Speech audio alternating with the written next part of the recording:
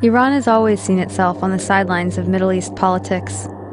The vast majority of the Middle East is Sunni, but the majority of Iraq and almost all of Iran is Shia.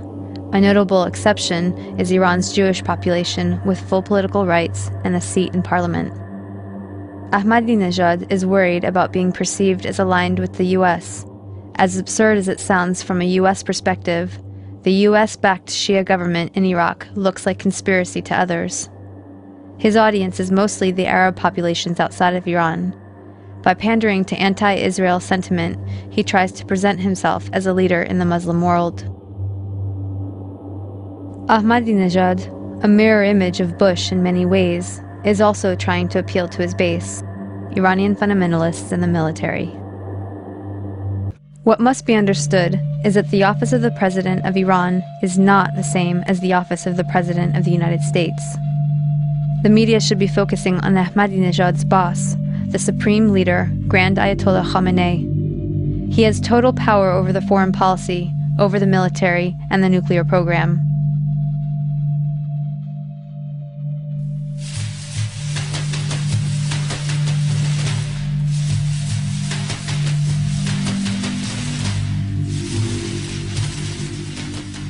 Also left out of the media campaign is Iran's 2003 offer to President Bush. In exchange for being removed from the axis of evil, a guarantee of security, lifting of the sanctions, and allowing Europe to resume investing in Iran, Khamenei approved an offer to put all outstanding issues on the table. He offered to allow full nuclear inspections, to withdraw support for Hezbollah and Hamas, and to normalize relations with Israel if Israel withdraws from the occupied territories. The offer was delivered to Washington by a Swiss diplomat who was censured for even acknowledging it. The US chose escalation over peaceful resolution. For most Americans, the story begins in 1979 with the Iranian Revolution and the hostage crisis. A group of revolutionary university students took over the American embassy in Tehran and held 52 diplomats hostage for 444 days. To help burn this into the American narrative, the news show Nightline was created with a nightly tally of the number of days since the crisis started.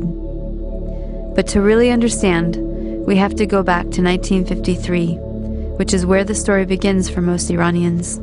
This was the year that the US overthrew Iran's democracy and installed the Shah, a pro-US dictator. In 1951, Dr. Mohammad Mossadegh was the first elected official who was appointed as Prime Minister of Iran by popular demand. He saw that the wealth needed to build Iran was leaving the country because over the past 50 years its vast oil reserves were under British control at the hands of the Anglo-Iranian Oil Company, later to become BP or British Petroleum. So Mossadegh became hugely popular for nationalizing the oil industry and taking back the oil. Hugely popular at home, but quite unpopular with the British government. Britain took Iran to the World Court over the matter and lost.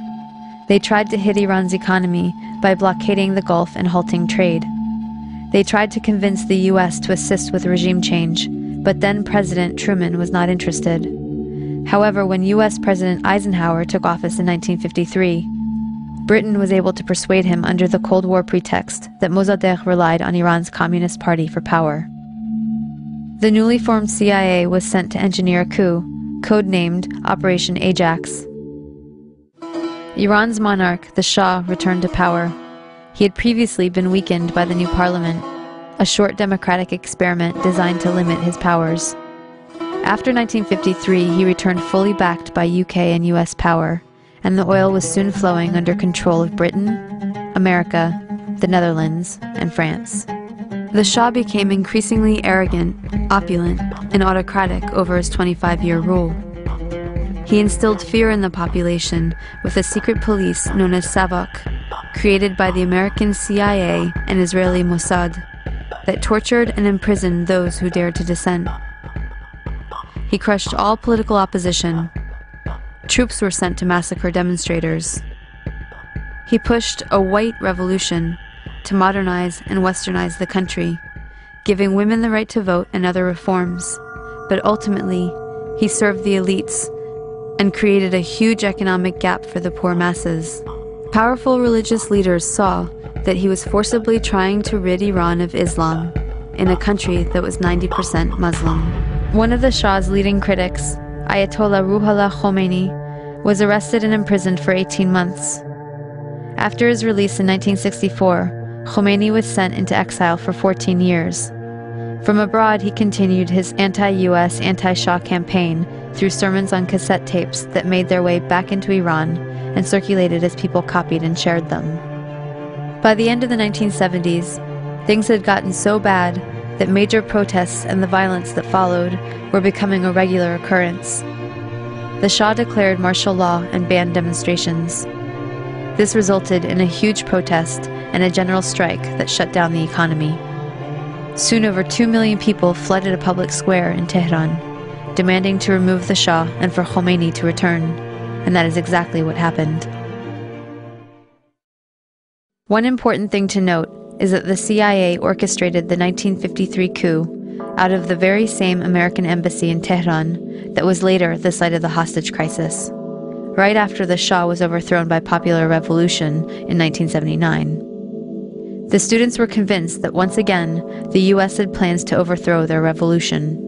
In fact, US President Carter did send a NATO general to instigate a military coup, but it failed. Iran and the US had an extradition treaty in force that obligated the Carter administration to return the Shah to Iran as an indicted criminal. The students had 4 demands: return the Shah to Iran for trial. He had been accepted into America for medical treatment. Return the Shah's wealth to the Iranian people. A promise from the US not to interfere in Iran's affairs in the future. And an apology and admission of guilt by the US for its past actions in Iran. The apology never came, but 20 years later, Secretary of State Madeleine Albright did acknowledge the US role in Mossadegh's overthrow. So Khomeini took power in 1979 and instituted a government under Islamic law. Within a year of the revolution, Saddam Hussein invaded Iran without provocation, seeking control of Iran's oil-rich Khuzestan region and key oil shipping waterways.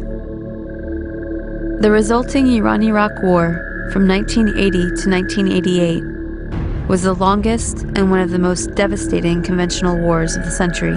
At least 500,000 Iranians were killed. This war further cemented resentment of the US government, as they were playing both sides. On one hand, they were supporting Iraq, providing money, technology, and intelligence, including satellite photography, to help Iraqi bombing raids. The US helped provide Saddam Hussein with weapons by giving him agricultural credits and pressuring Gulf states to give him billions in loans so he could buy weapons from Western Europe, China, and Russia. The US Department of Commerce issued licenses to export materials for Iraq's weapons of mass destruction program. The US continued its support even after learning that Iraq was using chemical weapons against Iran, not to mention against its own citizens, to stop an uprising of Kurdish separatists. But the imperialist tradition also called for maintaining regional balance of power. So the US also armed Iran, not letting any one regional power get secure enough to dominate or to ally with its neighbors to challenge US hegemony. In this case, it came in the form of the Iran-Contra scandal. US President Reagan needed money to fund an unjustified war against Nicaragua, but was forbidden to do so by Congress. So US arms were illegally sold to Iran through Israel and South Africa, and the proceeds went to the Nicaraguan Contras. This allowed Reagan to get around Congress to support a campaign of kidnap, rape, torture, and murder for which the US was convicted by the World Court for unlawful use of force. In other words, state-sponsored international terrorism. The ruling was ignored. Khomeini died in 1989, shortly after the war ended. He promised democracy, but essentially had become the next dictator. Although he improved literacy and much-needed healthcare for the masses, he also imposed censorship, violently crushed political dissent, and attacked women's rights.